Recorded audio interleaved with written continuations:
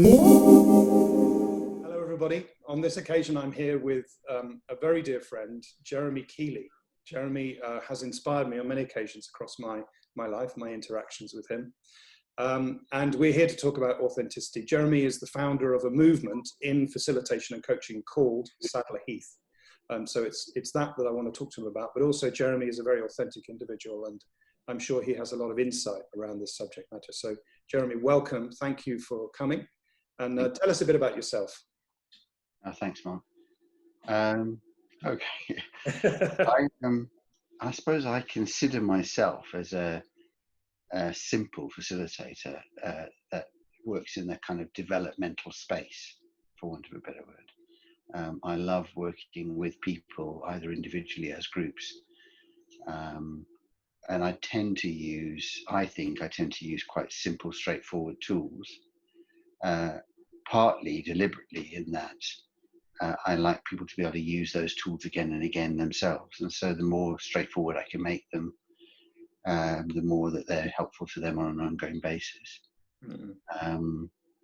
I'm quite a rabid introvert, and so I know I look like an extrovert on occasion, but and so I tend to find myself wanting to be on the edge of a group, watching a group, and rather than be right in the middle of a group.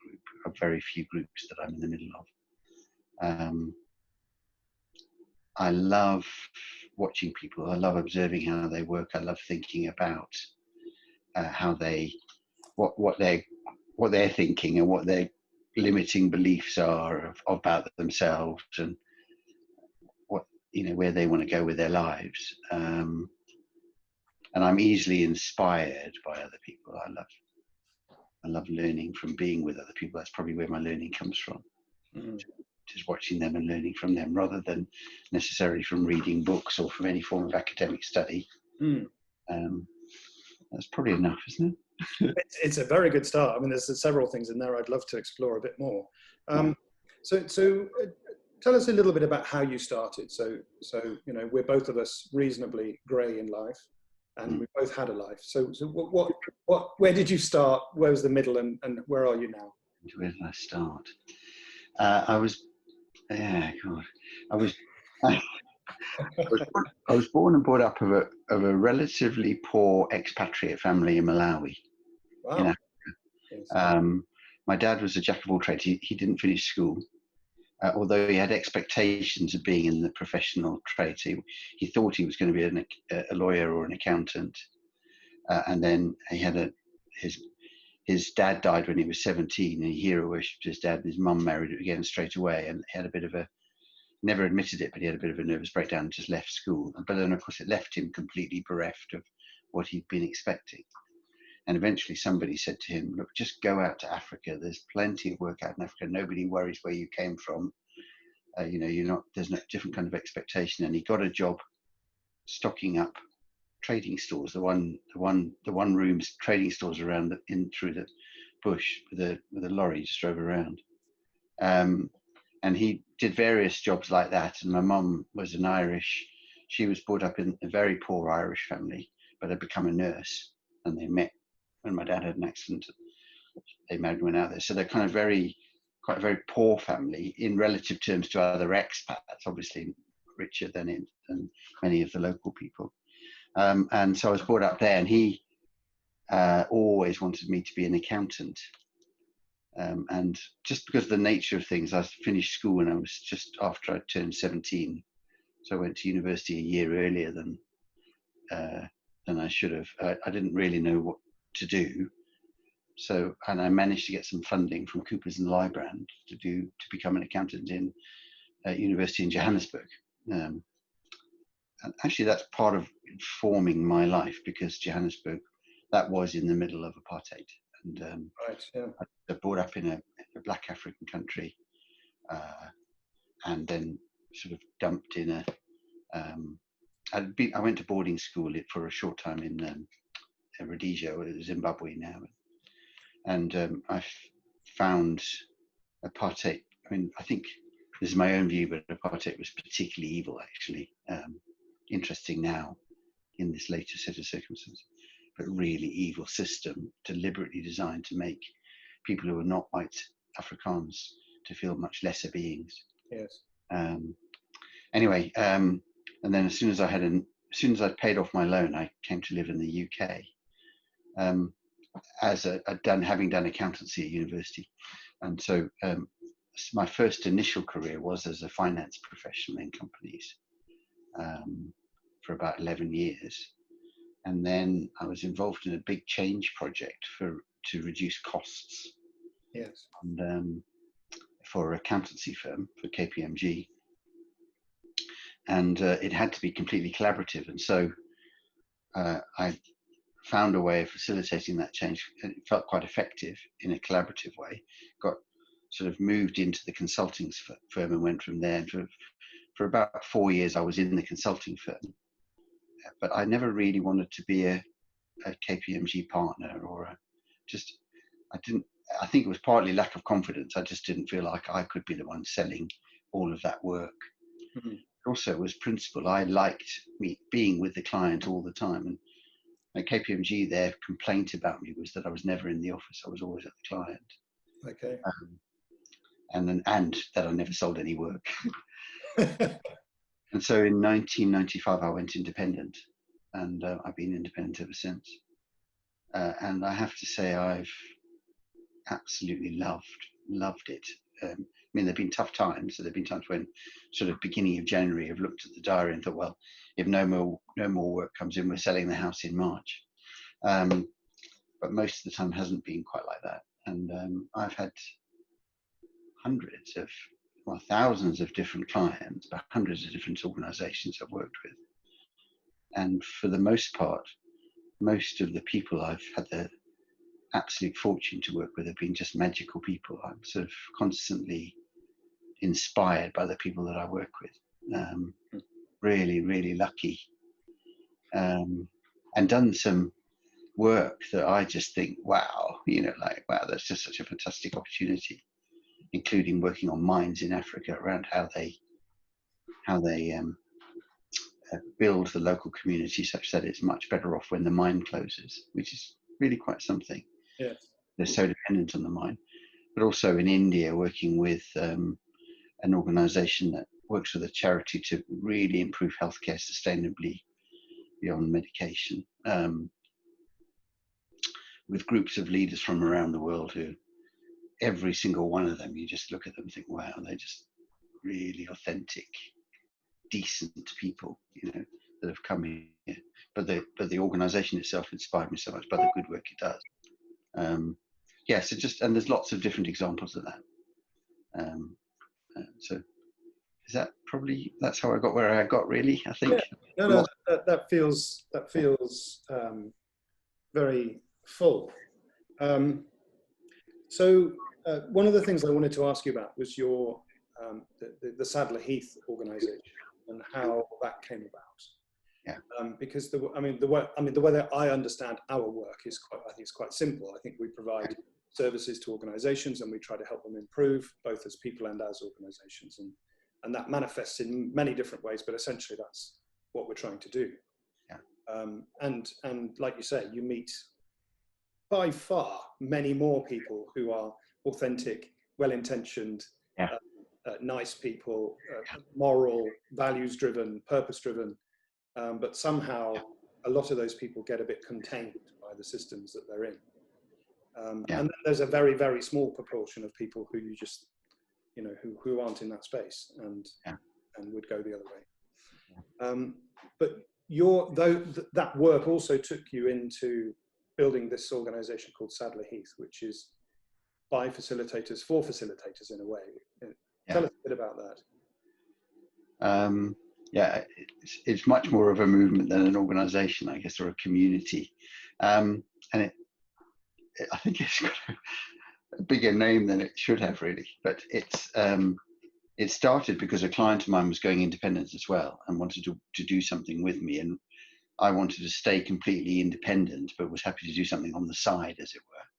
And we were brainstorming ideas about what we could do. And one of the things that was happening were people were approaching me all the time to to ask for help as they went independent. It was that time when a lot of consultants in the industry were going independent. And so I thought, well, maybe there's something here about supporting independent people. But as Gail and I worked up the ideas and I got more passionate about it, Gail then one day said to me, she said, Jeremy, this is never going to be a profit-making organisation. This isn't a business. This is a social enterprise. You know, this is why don't we just acknowledge that? And that kind of, I remember that moment because it was a real relief. Yes, that's exactly what it is. I can't see how we make money out of this or profit out of this. I don't want to. I like the idea of what we're doing, and so we then opened it up for other people to help us, and we had a lovely board originally of 4 other people came and helped us to grow it. And then one day somebody said, well, why don't we just run some clinics? And so we called them organisational breakfast meetings. And we ran one in the very first one in November 2002 in an old Catholic monastery on the outskirts of St Albans that had turned into a kind of a place for people to meet. Really, it wasn't really a monastery anymore. I remember that very first session. In fact, the wonderful people like Sue Holland came to that. Okay. Who we both know. And I remember sitting in the room as we started, looking around the room, and we'd invited, I think, 16 or 17 people that we all knew, but kind of we did know them. And I remember just in utter awe of the people. I was thinking, wow, somehow we've managed to get 16 or 17 just really fantastic people sitting here in the room with us. It's quite emotional, actually. And it somehow went from there. We started running them in St Albans, and then we ran them in London. One of our directors, the technology director, the lovely William Hoyle, gave us some space in London for a while, which helped us to set up in London. And then Sue created the Devon community down in Ottery St Mary I think 16 years ago.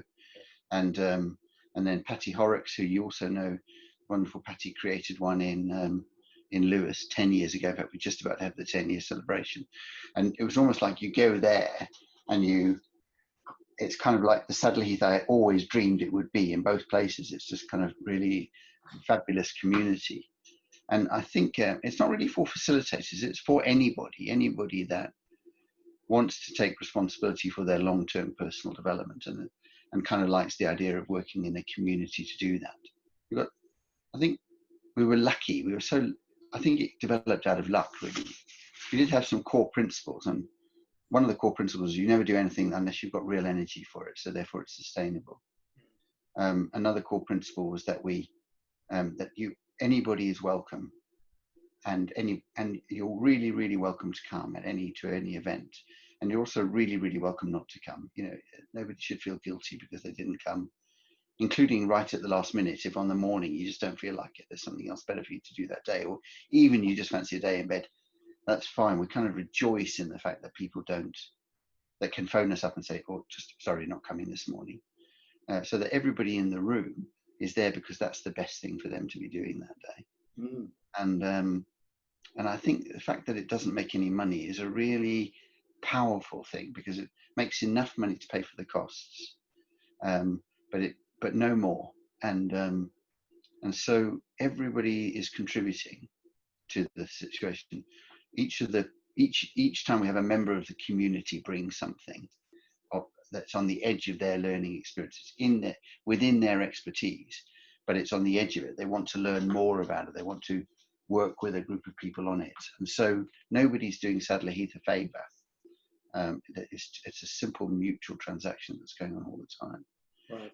But I think the most important thing is, for me, what I notice is it's the people that come.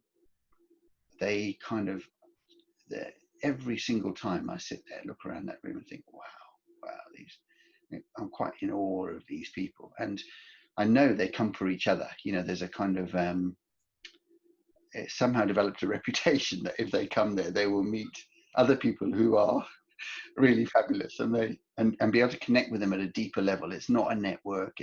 We don't get business cards out. We don't exchange, work details. We just work on the topic, but in a very engaging, experiential way. And that's all it is. To be honest, there's nothing else about it. It's just people doing stuff that they have energy for, want to do. Well, that's a very, very interesting way of describing it, Joe, because, what you're describing is actually quite rare. Normally our transactional mindset means I've got a service, I want to sell the service, you have to come and pay for the service. There should be a follow-up, and maybe I'll get into a corporation because of it, or there might be something that feels a bit transactional in nature. But to deliberately set something up which has that level of permission and space, is rare, and that's rare in my experience, and part of the reason why I wanted to interview you, because not many business people, professional people in our sector would set up something that didn't have some kind of profit attached to it. Yeah, well, it makes life so much easier. It doesn't matter who's there. It doesn't matter how many people come. You don't have anything to sell. It's sort of, it just makes, the only thing we need to pay attention to is the learning experience. That's all. Yeah. And so it just runs itself in a way. This, of course, Sue runs Devon, and Patty runs Lewis. And then in terms of the leadership of it, Gail and I decided, Gail is still very powerful, quiet behind the scenes force in it, because she's really helped to kind of keep it on the straight and narrow. But then we have moderators, so that we have a group of moderators. There's 9 people who were Gail and I are selected. 18 years ago, as a way of, because we knew that it would grow. We wanted it to grow by osmosis, but we wanted some mechanism for protecting the values of it. And so what we decided was to just ask a few people to join us. And we've got the choice was they had to be fabulous facilitators already, so that they could moderate. And then they were people that really got the principles of Saddler Heath, so they knew Saddler Heath already as well, and then they were kind of able to live with this complete ambiguity of, it doesn't matter how many people are in the room, it doesn't matter. You just work with what's real in the moment, not get upset because you planned for 15 and you've only got 10, or you planned for 10 and you've got suddenly 25. Like both sides happen. And they're just the most incredible group of people, and they kind of lead it really. For example, Claire Southall, the lovely Claire Southall, she organises and runs our moderators meetings, and just does it so beautifully and powerfully. Everybody kind of leads. It's not really there's no one leader as such in this. Yeah. I think we're led. Maybe this is quite important actually. I think we're led by the values and the principles of it, and the purpose of it, not by me or by anybody else in it. I just happen to be the one that's taking all the glory, basically. Well, I have a different theory about that, and I don't think that you do look for the glory. I think the glory comes to you because of what you've set up. And so I'm very curious about that. The 3 things that you just mentioned there: the values, the principles, and the purpose. By any definition of authentic leadership, that those kind of 3 things are right at the heart of any authentic endeavor, in my experience anyway, and certainly according to our research. So if I said authentic leadership, what does that mean to you?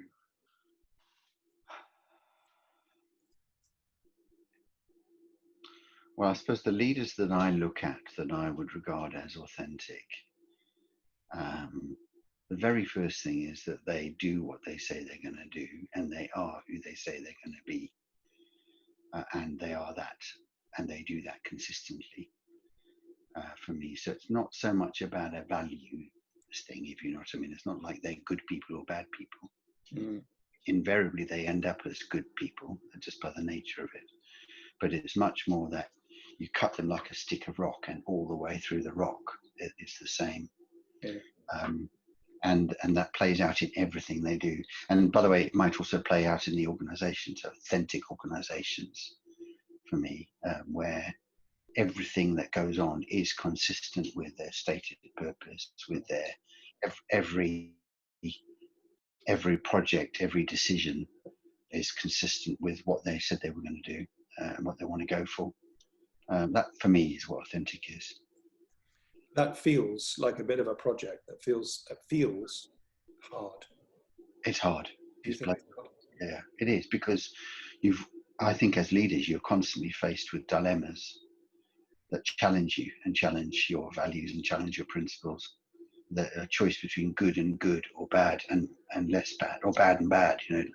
Like sometimes you have to make decisions on behalf of your organisation. I mean, last few months have been typical of that, where you've got to do something that you maybe hate the thought of doing, but how do you do it? Yes. And then being able to go back to what your core purpose is, and what real values you want to bring to it, what kind of experience you want to create for the people as you do whatever you need to do. And sometimes people have got to protect organizations because they're protecting jobs, and in doing that, some people are going to be badly impacted by that. Yes.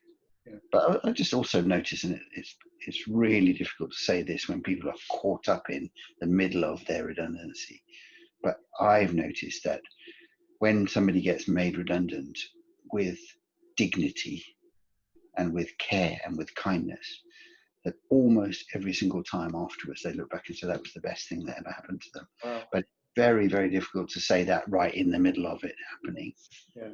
And there's always a transition that happens with that. And there's always a transition, yeah. And that's a curious thing, because the most frequent counter argument that I come across about authentic leadership is it's fluffy tree hugging, yeah. And is just deals in ideals, and wouldn't we all love to be that way, or is that an excuse? Not in I don't know that, but it's not. I don't know whether it's an excuse or not, but it's not my view. Right. My view of authentic leadership is really hard. Yes. Really hard. Because it's got teeth? Because it's got teeth, and because you really do have to think about what you're doing, and whether what you're doing is whether what you're doing is genuinely consistent with what you set out to do. Mm. And even when it's tough, let's go, especially when it's tough. Yes. Especially when there's, things are going badly. Yes. What examples are there of this kind of leadership? Because one could be forgiven for looking around and going, actually, I really regret. 15 years ago, we had something that could have been this, and was going in that direction, and it doesn't seem to be in that direction any longer. What happened? Well, so if you look big picture, then I do think probably Jacinda Ardern is probably a good example, or appears to be a good example of an authentic leader. Yes. That just in terms of the big picture right now. New Zealand. Yeah, I think, and I do think Obama actually tried hard. I think when you watch that Final Year, about how he was always trying to enable other people to do the work, and I think he just said some general principles. I don't know. I mean, it's very hard to quote individuals, but those are big examples. But smaller examples, I guess I've got to be careful about confidentiality, but I've been working with a pharmaceutical firm that it creates this stuff in India. It basically supports about 100 social entrepreneurs around the world in healthcare, way beyond medication, nothing to do with medication, but where they're genuinely trying to improve healthcare for the most disadvantaged people in the world. And it supports them fully, and then does its own activities well in India and Kenya. And they are kind of systemic activities. So they look at the lady who leads this movement, they call it, and they don't even like to call it a CSR thing, but she looks at the whole system and goes, right, if I nudge that, and if I amplify that, and if I work in partnership with them, we'll have the biggest difference. And it makes and they, in one local area that I'm working in India, within 4 years, in that local area, one of the tribal areas, the local primary care hospital, they they have reduced open cases of child malnutrition from 5,000 in April 2016 to 34 in November 2019 through this work. And you can't get a better score than that. But with this genuine approach. Now, that same firm, when it went into lockdown probably 2 weeks before everybody else, because it had already seen it coming and said, we want to protect our people. It had this major event going on in, I've got to be careful, major event going on with bringing 300 leaders from around the world. And it cancelled that event just in time before people could travel, because it was worried about its people being impacted. So, and it cost a fortune. It paid for that event, but just cut it out. And then also then said to everybody in the firm, right, we have got the reserves to be able to look after you for the rest of this year. We will not be looking at your jobs for the rest of this year. We promise you that. If you cannot work from home, if your job is such that you can't come into the office, but you can't work at home. So let's just say, for example, a canteen worker, let's just say, we'll pay you anyway. Don't worry about that. And by the way, if you've got children at home or you've got other distractions where it's really difficult for you to work at home, just let that go. Just enjoy the time with your children. We'll make it up. Don't worry about that. But we will not be judging you on your productivity just because you need to be spending that 3 or 4 or 5 hours with your children every day, because that's where you are. And just, it really meant that. And then for me, that was, and then by the way, it also said, let's spend 600,000 euros straight away on these communities we've been working with, because they desperately need that right now. And it just invested that money. And no big publication about it. Didn't go in, the press, just kind of straightforward activity. How are we doing? Sorry. No, we're doing good. We're doing good. Just mindful of getting you off when you need to go. That's an example, but I've seen a number of different times where people are just genuinely, or leaders are genuinely thinking, okay, what is the right thing to do here? Yeah. And I think you touch on one of the other hard aspects as well, because the world runs so much on not just the soundbite, but also the image and whether or not we're attractive or not attractive as a brand and so on. But one of the hallmarks of authenticity I've noticed is that it doesn't promote itself in that way. It just does what it's supposed to do according to its own beliefs and its own purpose. And of course, we're naturally, as human beings, we kind of want, I did that. I was part of that. And it's a big temptation, isn't it? But how do you restrain yourself from that? I don't think I do that very well. I think you do.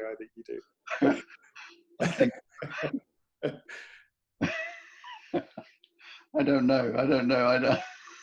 I honestly don't think I'd restrain myself. I think I'm quite good at the spinning. Well, maybe. I generally seem to come out of things smelling of roses, basically. Yeah, there is that comment, isn't there, that humility is another way of spinning. But there are genuine people in the world who don't seek that kind of press or whatever. And I was very curious when we, to loop back to the beginning where you started talking about your own approach, which is about watching and observing and trying to spot where the limiting beliefs are in the world, in the room, and how to help people out of that and being inspired by those acts of vulnerability. Essentially, what people are doing is showing who they are in that sense. Yeah. Well, there's kind of a few things really. One is, if you think about that machine you drive, Mr. Thompson, okay, every day you get up in the morning, all night you've been breathing automatically. Your blood's been circulating around your whole body. It's been feeding you. It's taken all the stuff from your stomach into your blood system, and your heart's pumping it around, oxygen around. Your brain works like this amazing computer. I'm not quite sure they've yet designed a computer that works as well as your brain. Your eyesight works, your stimulation works, all of the different senses you've got. And you then think about your heart, your kindness, your all of those things about you that are just kind of plainly obvious, right? Just look at all of that. That is pretty awesome. Any other species would just bite your hand off to be like you, okay? And then what you do is you complain about the little thing that goes wrong. You might complain about the fact that you're not as good at, I don't know, whatever as you think you should be. And that thing that's wrong is tiny in comparison to your awesomeness. But we all do it. And we do it for each other. We go, well, they're not good enough at this. And we forget that sitting there in front of us is this awesome machine. And I just think that's a shame. You know, most of us are really actually brilliant. And most people, I do believe that most people, when they're doing something that's what we might regard as wrong, is they're fighting some battle. They're fighting some battle that they, you know, and they feel they have to fight for whatever reason. Yeah. So just, if you can somehow help somebody to go, look, why are you fighting that battle? What's going on? Yeah. One of my favorite clients, actually, she really, when we were coaching for a while, and she was working on her anger and her kind of assertiveness, and of course, being sexist, the organisation was calling it aggression in the organisation. And then the breakthrough for me was one day she said, just as I'm coming through that revolving door in the morning, I'm ready, I'm battle ready. And what's the battle? She said, well, I have to fight. And what do you have to fight? And just that moment of realization that there was not necessary to fight a battle, just changed the way in which she could operate. And she just really, really started to enjoy her work and operate in a completely different way, not setting herself up for a fight all the time. But that's what we do in a way. Yeah. So but yes, interestingly, you've hit upon something which I think is part of the solution, which is number one, which is permission, of course, from us. But the other one is one of the observations that we've made in our work over the last 10 years or so, is that actually transformation doesn't happen with a brand new vision and a brand new strategy. Transformation doesn't happen with big events and launch events and marketing and all that sort of stuff. Transformation happens when we make a tiny change in ourselves, and that insight that somebody else can give us about ourselves. Yes. And that enables a ripple effect out to other people. And it's always minute, tiny, like a shift in perception, like you're talking about there. But it has such a major impact on everything that you're doing. It's really quite a wonderful process to observe. Yeah. And then if you then also believe the principles of viral change, you know, so somebody, you make that change in yourself and in your behavior, and somebody else copies you, and somebody else copies them. And then if you can amplify it at this end, nothing to do with you. So not that you copied me or any of that crap, just, wow, look at what you're doing. And suddenly the whole thing just blossoms and it just creates such energy. Yes. Across an organization. And I totally agree with you. That's where transformation happens. Yeah. Not in the structures and in the strategies and the PowerPoints and things like that. Yeah. It's fascinating, really fascinating. So Jeremy, we're coming towards a close here, but do you feel, I know what you're going to say to this question, but I'm curious about what you might say. Do you feel like a leader?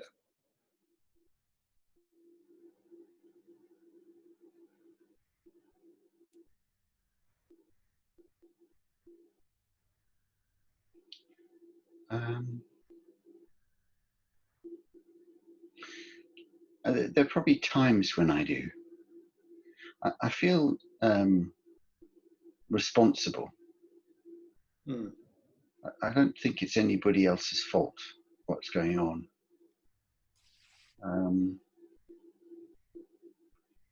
I don't feel like I'm what other people look at and go, wow. I mean, that's not. I don't feel that kind of leader. I don't feel a leader that makes decisions on behalf of other people, except that I do feel like we all need to try and lead the world in something, and we all need to take responsibility for moving the world forward. Who's we in that? Every single individual, due course. I think probably a lot of what goes on in the world is that we don't think we do. it's interesting. This whole thing that's happening right now with racism is quite really interesting for me, because I know that I think racism is absolutely despicable, and I think that not only is it tragic, but it's just absolutely out of order what's happened to George Floyd, for example. Yeah. And then what does one say? Because I sit thinking and say, well, what have I done? How have I stopped it? Where have I actively taken responsibility for ending racism? And that's when I start to feel wanting, if you know what I mean. Yes. But I recognise we all have a responsibility for it. And in fact, in a way, I'm rejoicing in the current situation, not for what happened to George Floyd, but because now people have got the opportunity in organisations to say that is not appropriate. A bit like the Me Too movement. My daughter's got an opportunity in work to say that behaviour from you is not appropriate, in a way that they might not have had before. It's no longer good enough to just put up with it, to fit in with the system. We're recognising it, that's just not acceptable anymore, and people have more and more permission not to. So, sorry, I know you asked me if I feel like a leader, but I think that's what I mean in a way. I feel I have a responsibility in that respect. You know, and that's the answer, isn't it? If that's how you perceive your the way that you live and work and be in the world, if that is how you carry it through responsibility, then at some stage that will impact somebody else, and in that way you become a leader. But I really get that it's not about you, right? Yeah. It's about us making something better altogether. Yeah, I mean, it isn't about me at all, and yet it is, if you know what I mean. So yes. I've just read the document, and just a couple of things questions that have come to my mind, which I put into this document. Is, first of all, if not me, then who? And if not now, then when? Yeah. And the second thing is, if everybody's behaving like I'm behaving, or not behaving as I'm not behaving, is the world a better place, or is the world a worse place? And in that respect, it is about me. But not about a big I am, if you know what I mean. Yeah, I understand. Yeah. The other thing that really strikes me is a general theme that's emerging, which is not just from this conversation, but the absolute need for increased transparency. Yes. So being able to, as a young girl, to be able to say, no, that's not appropriate. Yes. As a black man in the streets of America, to be able to say you are not allowed to do that to me, even though you're the police. Yes. But not just that, but as a white man being able to say, that is not appropriate what you've just done there. Yeah, absolutely. As a white man in an organization saying, that is just not appropriate what you did there.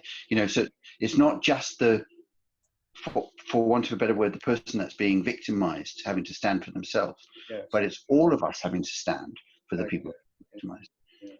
Because it's the right thing. Sorry, Ed, that's just triggered. No, that's absolutely spot on. It's a good catch, and I think that's the other dimension, isn't it? Is that we're all fallible.